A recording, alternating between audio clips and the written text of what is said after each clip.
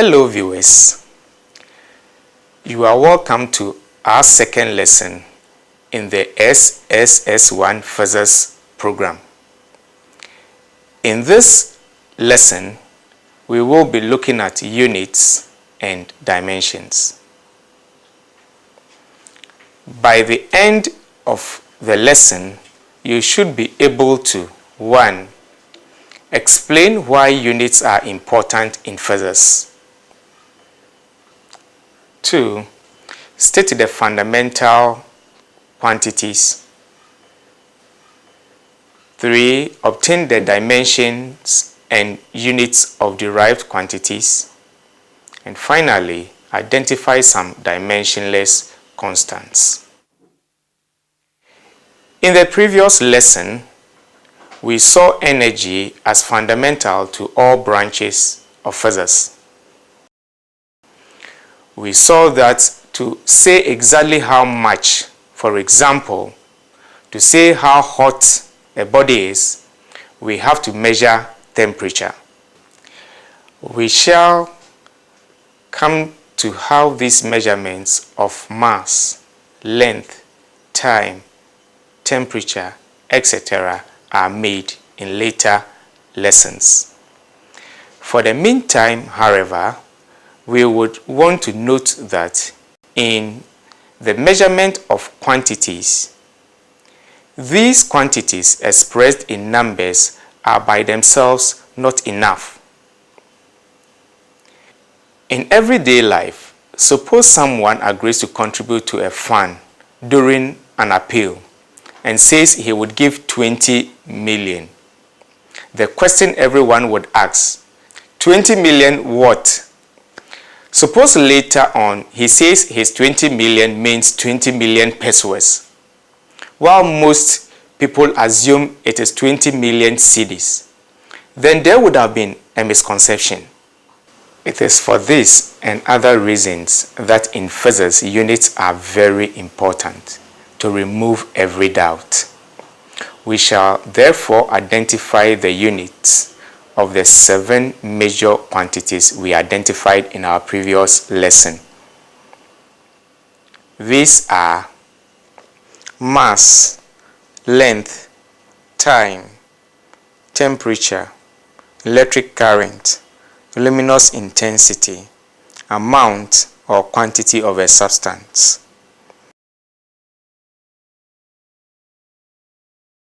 The unit of measurement for mass is the kilogram, whose symbol is a small k and a small g. That of length is a meter, whose symbol is a small m.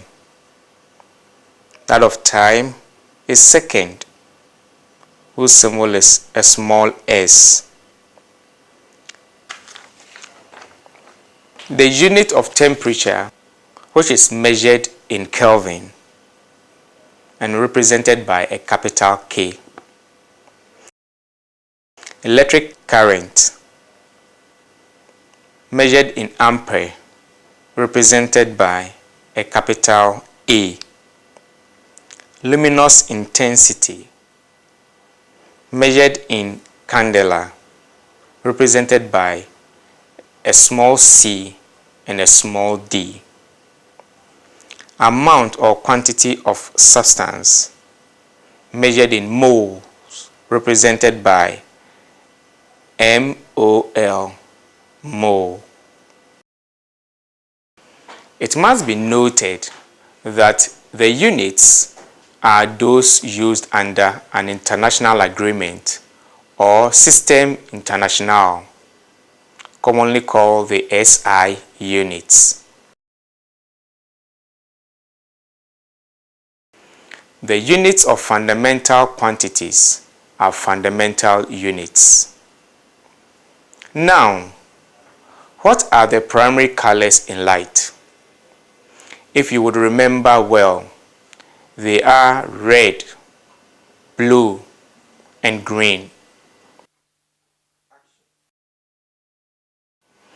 Note that red, blue, and yellow are the primary colors in paints or pigments, or what amounts to the same thing as the artist's primary colors. For the purposes of this lesson, we would consider the primary colors in light as named above, and not the primary colors in paints. These colors, whatever they are, can be considered the basic or fundamental colors. They are obtained in nature in those forms.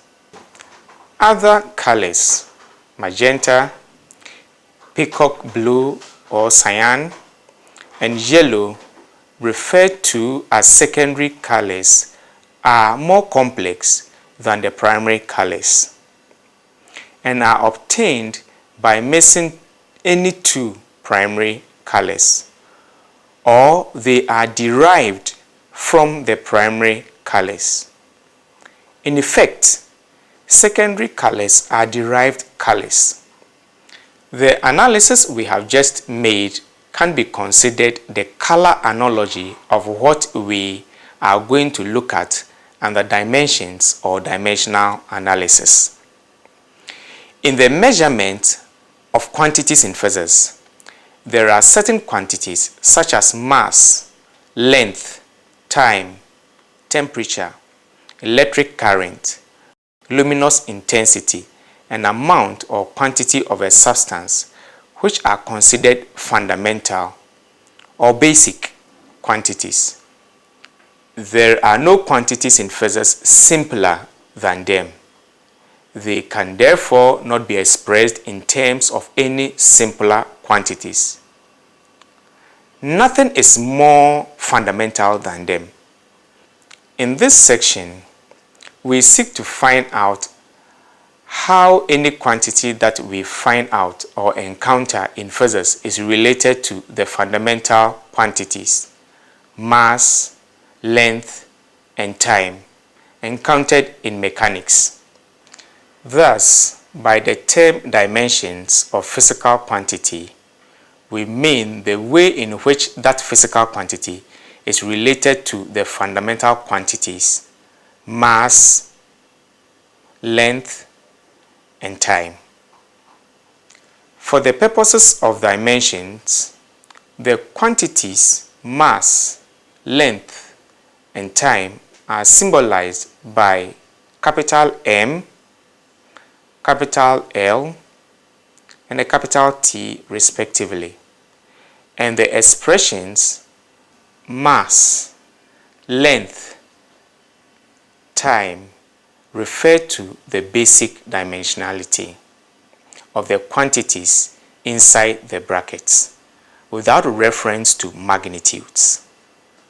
Thus, mass as shown on the screen equals capital M, length equals capital L, and time equals capital T.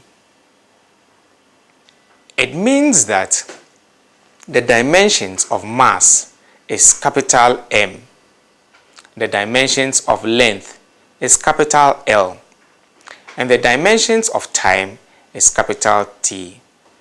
That is, the rectangular brackets signify dimensions of. We shall now move on to other quantities, referred to as the derived quantities, and find out their dimensions or how they are related to the fundamental quantities, capital M, capital L, and capital T. It is important to note that the dimensions of any quantity can be obtained from its defining equation. For example, we can obtain the dimensions of speed or velocity only when we know that speed or velocity equals distance or displacement divided by time. Some of these equations are obtained from other sections of our syllabus. For the meantime, if we are given the defining relation, we can obtain the dimensions. That is, velocity equals distance divided by time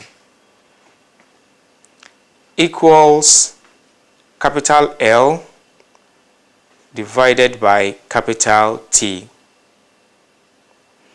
That equals capital L, capital T raised to the power -1. Thus, the dimensions of velocity is capital L, capital T raised to the power -1. The power of L is 1 and that of T is -1. Once you have understood this, we can move on.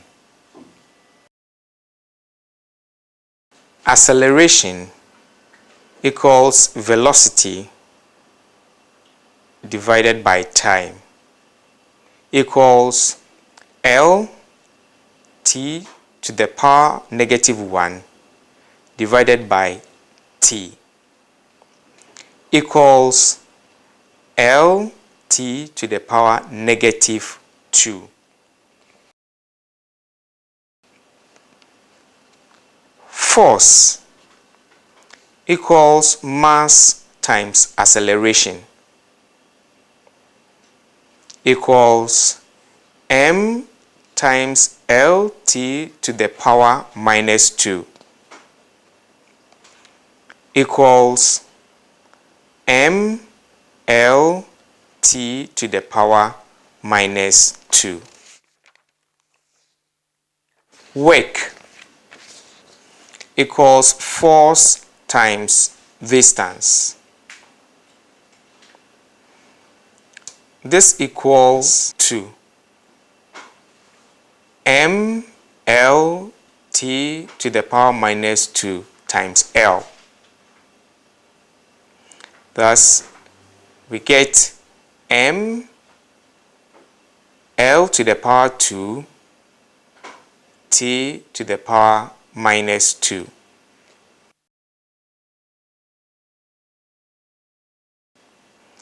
Area equals length times breadth.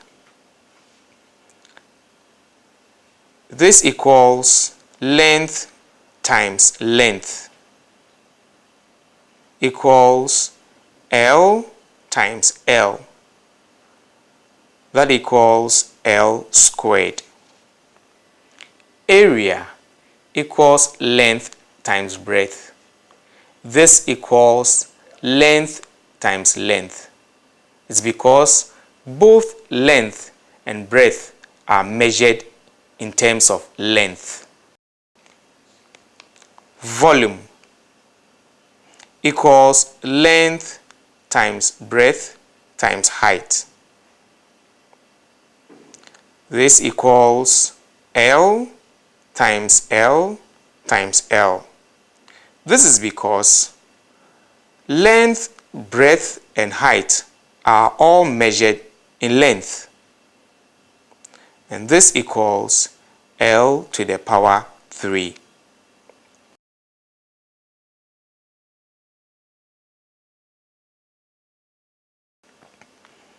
Density equals mass divided by volume.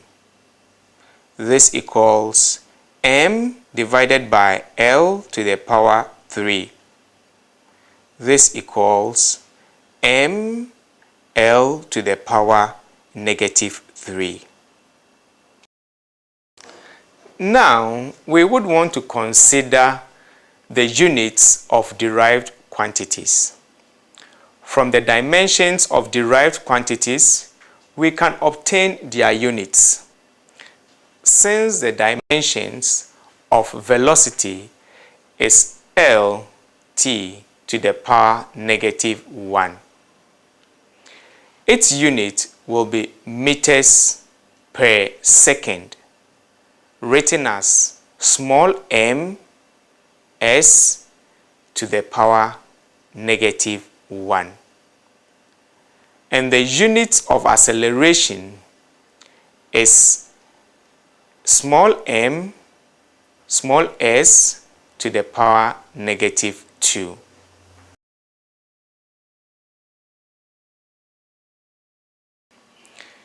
Take these questions and practice them on your own. 1. What are the units of the following derived quantities? Acceleration, force, work, area, volume, and density. Note, the unit of any derived quantity, example, meters per second for velocity, is a derived unit. Number 2, identify any quantity other than the fundamental quantities and obtain its dimensions and units as we have done. As we move on in our course, we would encounter more derived quantities, and we shall then be exposed to equations from which they are obtained.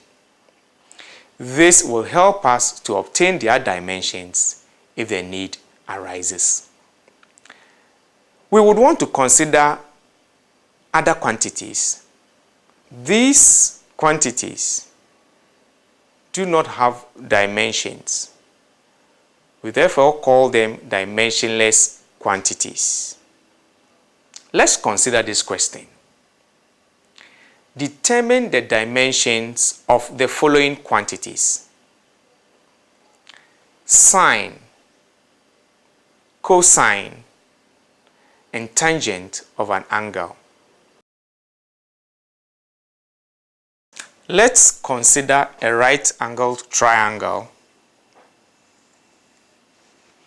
The slant size is called the hypotenuse, represented by capital H. The vertical side called the opposite, represented by capital O. And the horizontal side called the adjacent, represented by capital A. Let the slant size be at an angle theta to the horizontal. Then sine theta equals opposite over hypotenuse, as you learned in your JSS work. The opposite is measured in length, and the hypotenuse is also measured in length. We therefore get length divided by length, which cancels out. Hence, sine theta has no dimensions. The same applies to the cosine. And considering the cosine, cos theta would be equals to adjacent over hypotenuse. This equals length divided by length. These take care of themselves and therefore has no dimensions. The same applies to tan theta.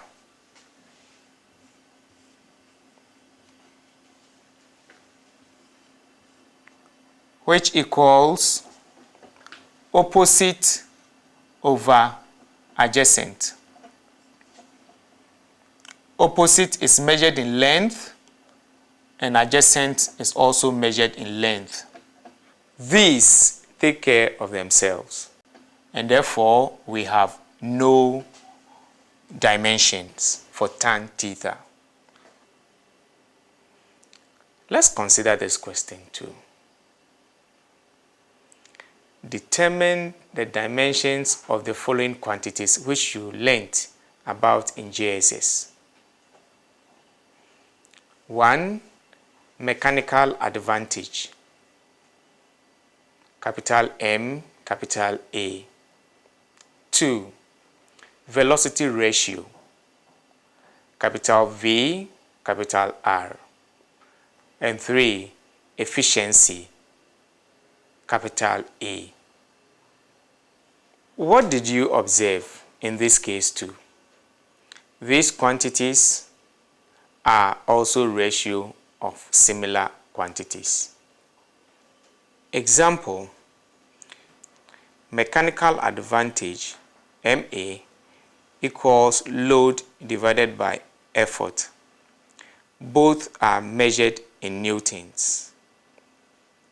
Velocity ratio equals distance moved by effort divided by distance moved by load in the same time. Both are measured in length. Efficiency, E, equals work output divided by work input times 100%. Both are measured in joules. In all instances, quantities which are the ratio of similar quantities have no dimensions and are referred to as dimensionless quantities.